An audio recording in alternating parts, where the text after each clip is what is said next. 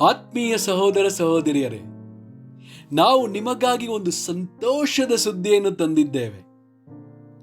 ಜನವರಿ 1ರಿಂದ 2025 ಸಂಪೂರ್ಣ ವರ್ಷಕ್ಕೆ 365 ಟಾಪಿಕ್ಸ್ಗಳನ್ನು ಹಂಚಿಕೊಳ್ಳುತ್ತೇವೆ.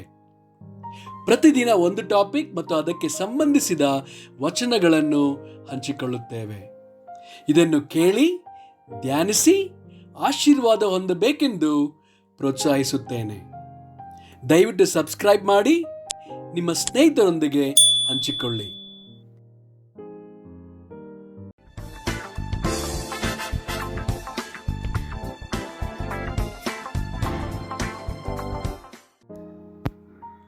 ಇಂದು ದಿನ 232 ಟಾಪಿಕ್ ಅವಶ್ಯಕತೆ. ಫಿಲಿಪಿಯವರಿಗೆ 4:19. ನನ್ನ ದೇವರು ಕ್ರಿಸ್ತ ಯೇಸುವಿನ ಮೂಲಕ ತನ್ನ ಪ್ರಭಾವದ ಐಶ್ವರ್ಯಕ್ಕೆ ತಕ್ಕ ಹಾಗೆ ನಿಮ್ಮ ಪ್ರತಿಯೊಂದು ಕೊರತೆಯನ್ನು ನೀಗಿಸುವನು. ಮತ್ತಾಯ 6:31-33. ಹೀಗಿರುವುದರಿಂದ ಏನು ಊಟ ಮಾಡಬೇಕು, ಏನು ಕುಡಿಯಬೇಕು, ಏನು ಹೊದ್ದುಕೊಳ್ಳಬೇಕು ಎಂದು ಚಿಂತೆ ಮಾಡಬೇಡಿರಿ. ಇವೆಲ್ಲವುಗಳಿಗಾಗಿ ಅಜ್ಞಾನಿಗಳು ತವಕ ಪಡುತ್ತಾರೆ. ಇದೆಲ್ಲ ನಿಮಗೆ ಬೇಕಾಗಿದೆ ಎಂದು ಪರಲೋಕದಲ್ಲಿರುವ ನಿಮ್ಮ ತಂದೆಗೆ ತಿಳಿದಿದೆಯಷ್ಟೇ.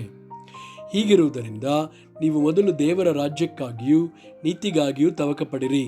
ಇವುಗಳ ಕೂಡ ಅವೆಲ್ಲವೂ ನಿಮಗೆ ದೊರಕುವವು. ಕೀರ್ತನೆಗಳು 34:10. ಪ್ರಾಯದ ಸಿಂಹಗಳಾದರೂ ಹೊಟ್ಟೆಗಿಲ್ಲದೆ ಹಸಿದಾವು. ಯೆಹೋವನ ಸನ್ನಿಧಿಯಲ್ಲಿ ಬೇಡಿಕೊಳ್ಳುವವರಿಗೆ ಯಾವ ಮೇಲಿಗೂ ಕಡಿಮೆ ಇಲ್ಲ. ಯೋಹಾನ 15:5. ನಾನು ದ್ರಾಕ್ಷೆ ಬಳ್ಳಿ, ನೀವು ಕೊಂಬೆಗಳು. ಒಬ್ಬನು ನನ್ನಲ್ಲಿಯೂ ನಾನು ಅವನಲ್ಲಿಯೂ ನೆಲೆಗೊಂಡಿದ್ದರೆ ಅವನೇ ಬಹಳ ಫಲ ಕೊಡುವನು. ನೀವು ನನ್ನನ್ನು ಬಿಟ್ಟು ಏನೂ ಮಾಡಲಾರಿರಿ. ಅಪೊಸ್ತಲರ ಕೃತ್ಯಗಳು 2:24-25. ನಂಬಿದವರೆಲ್ಲರೂ ಒಗ್ಗಟ್ಟಾಗಿದ್ದು ತಮ್ಮದೆಲ್ಲವನ್ನು ಹುದುವಾಗಿ ಅನುಭೋಗಿಸುತ್ತಾ ತಮ್ಮ ತಮ್ಮ ಚರಸ್ಥಿರ ಸ್ವತ್ತುಗಳನ್ನು ಮಾರಿ ಬಂದ ಹಣವನ್ನು ಎಲ್ಲರಿಗೂ ಅವರವರ ಅಗತ್ಯವಿದ್ದ ಹಾಗೆ ಹಂಚಿಕೊಡುತ್ತಾ ಇದ್ದರು. ಯಾಕೋಬ 2:15-16. ಒಬ್ಬ ಸಹೋದರನಿಗೆ ಇಲ್ಲವೇ ಒಬ್ಬ ಸಹೋದರಿಗೆ ಬಟ್ಟೆಯೂ ಆ ದಿನದ ಆಹಾರವೂ ಇಲ್ಲದೇ ಇರುವಾಗ ನಿಮ್ಮಲ್ಲಿ ಒಬ್ಬನು ಅವರಿಗೆ ದೇಹಕ್ಕೆ ಬೇಕಾದದ್ದನ್ನು ಕೊಡದೆ ಸಮಾಧಾನದಿಂದ ಹೋಗಿರಿ, ಬೆಂಕಿ ಕಾಯಿಸಿಕೊಳ್ಳಿರಿ, ಹೊಟ್ಟೆ ತುಂಬಿಸಿಕೊಳ್ಳಿರಿ ಎಂದು ಬರೀ ಮಾತು ಹೇಳಿದರೆ ಪ್ರಯೋಜನವೇನು? 1 ಯೋಹಾನನು 3:17. ಈ ಲೋಕದ ಸಂಪತ್ತುಳ್ಳ ಯಾವನಾದರೂ ಕೊರತೆಯಲ್ಲಿ ಬಿದ್ದಿರುವ ತನ್ನ ಸಹೋದರನನ್ನು ನೋಡಿ ಕರುಣಿಸದೆ ಬಿಟ್ಟರೆ ದೇವರ ಪ್ರೀತಿಯು ಅವನಲ್ಲಿ ನೆಲೆಗೊಂಡಿರುವುದುಂಟೆ?